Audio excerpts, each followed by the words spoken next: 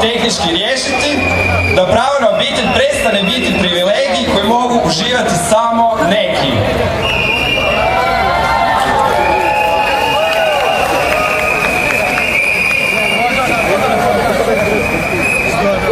Htjeli bi se zahvaliti organizaciji Zagreb što nas je okupila prošle jeseni i omogućila proces formiranja naše grupe.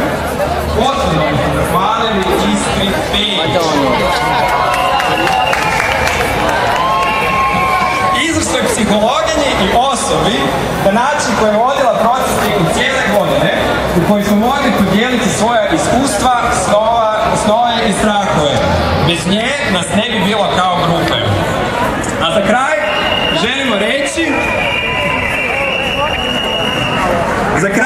reći da je za nas svaka povorka ponosa ujedno i obiteljski praznik.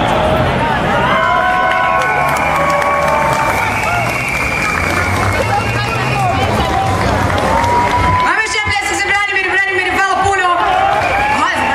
Ne zaboravio torbu, u redu je. Ekipa, jeste dobro, vruće, sve pet, vam treba vode, vam treba nešto. Išta, hlada još. Dobro, malo ste mi se umorili. Idem ja još na jedan čitanac i jako bitan. Po prvi puta u Pride tjednu obilježili smo i dan transrodnih i transseksualnih osoba koji su neraskidivi dio LGBT zajednice i LGBT pokreta.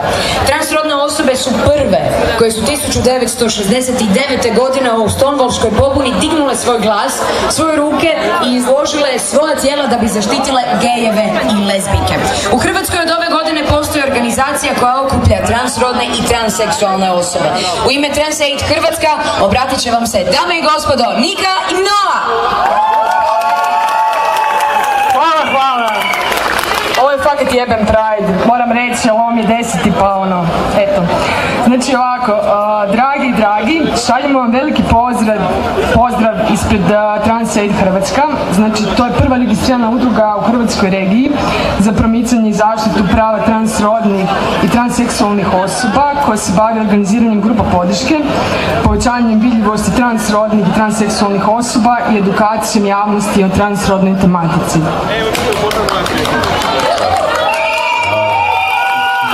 Bog svima. Osnivanje udruge, da.